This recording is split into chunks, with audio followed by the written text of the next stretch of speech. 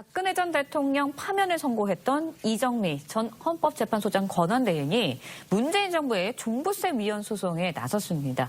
이 부분에 대해서 구체적으로 어떤 내용이고 어떤 취지에서 이렇게 된 건지. 사실 이정미 전 헌법재판관이라고 하면 박근혜 전 대통령 탄핵 주문을 읽으신 굉장히 좀 유명하게 되셨고, 이분이 소속된 로펌에서 다른 또 민형기 전 헌법재판관 이런 분과 같이 종부세 위헌에 대해서 문제 제기를 하겠다라는 취지입니다.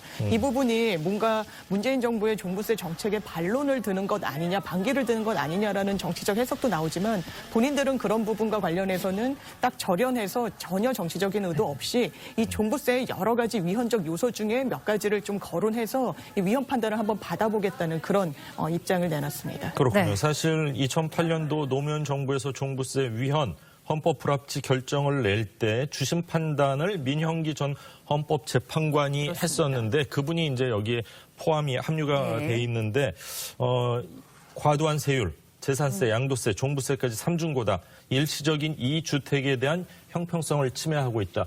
얘기만 들어보면 일리도 있지만 정부에서 추진하는 부분에 대해서 어떻게 생각하세요? 만약 내가 헌법재판관이다, 주심이다 그러면은 어느 쪽에 손을 들어주고 싶으세요? 일단은 그 세금이라는 것이요, 그 대원칙이 있습니다. 일단 세금은 이익이 있는 곳에 세금을 매기는 것이고요. 그리고 또 헌법에서는 제59조에 보면 조세의 종목과 세율은 법률로서 정하게 돼 있습니다. 그래서 이 부분에 대해서 이것도 마찬가지로 이익 형량을 해야 되는 것인데요. 지금 그 고액의 부동산을 보유하고 있는 자들에 대해서 지금 종합부동산세라는 그 세목을 설치를 해서 지금 세금 부과를 하고 있는 것이거든요.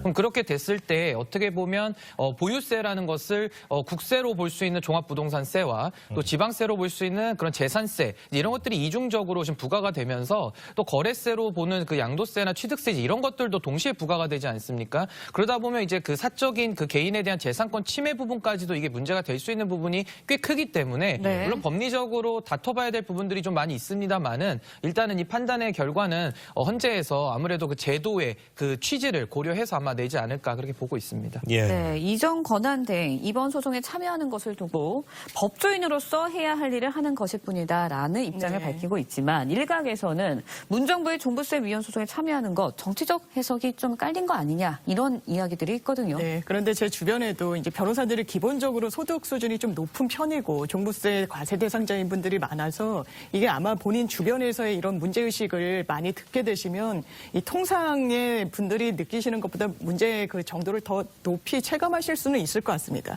그래서 이런 어떤 맥락에서 사실상 이런 위헌 소송을 제기하는 것으로 보이고, 첨언하자면 사실 이 위헌 소송이 처음 제기된 게 아닙니다. 과거에도 맞습니다. 이런 보유세 성격이 이중과세 아니냐, 왜냐하면 양도세도 물리고 이런 또 보유세 성격의 종부세까지 물리는 건 이중과세 아니냐라고 했지만 위헌이 아니라고 판시를 내린 적이 있고, 다만 일시적으로 이주택자가 되신 분들 같은 경우에는 뭔가 형평성 문제에서 과세 비율을 지금보다는 조금 낮게 저감시켜야 될 필요가 있지 않겠냐, 이런 부분에 대해서는 한정적으로 또 위헌이라고 판단받을 여지는 있다고 생각됩니다. 그렇군요. 집값이 많이 오를 때는 사실 일정 부분 필요할 수도 있겠지만, 지금은 이제 집값이 추세적으로 하락될 가능성도 있고, 또 현실화율을 높이다 보면은 집값은 떨어지는데 종부세가 더 많이 낼 가능성도 충분히 있습니다.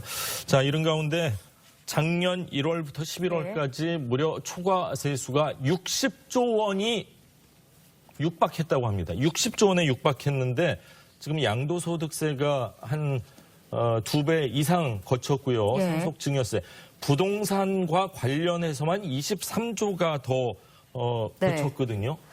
그렇기 때문에 정부에서 예측했었던 그런 거보다는 국민들 입장에서 세금을 내야 되는 고통이 상당히 컸다, 이렇게 봐야 되는 거 아닐까요? 예, 맞습니다. 그러니까 지금 어떻게 보면은 국가는 부동산 가격을 올려놓은 그 정책적 실패에 가장 주된 책임을 지고 있죠. 그럼에도 불구하고 그 피해는 다 지금 집을 하나 가지고 있는 사람들까지도 그 피해를 다 지금 보고 있는 것입니다. 그러니까 어떻게 보면 국가의 정책 실패의 책임을 국민들에게 지금 돌리고 있는 이런 상황이거든요. 그래서 어떻게 보면 재산권도 국민에게 보장되는 헌법상의 권리입니다. 근데 이거는 제한을 할 수 있고요. 근데 제한을 하더라도 이 제한의 범위가 과도해지고 타당 해당하지 않다 그러면 기본권 침해로 넘어갑니다. 기본권 침해가 되면은 그 부분에 대해서는 헌법재판소가 그 법률에 대해서도 위헌으로 판단을 해서 예. 다시 또 원복을 할 수 있거든요. 그렇기 때문에 이 부분에 대해서는 좀 법원의 판단을 지켜봐야 될 것 같습니다. 예. 과연 헌재에서 어떤 결정을 내릴지는 정말 집 많이 가지고 계신 아니면 고가의 집을 한 채라도 가지고 계신 분들은 초미의 관심사일 것 예. 같습니다.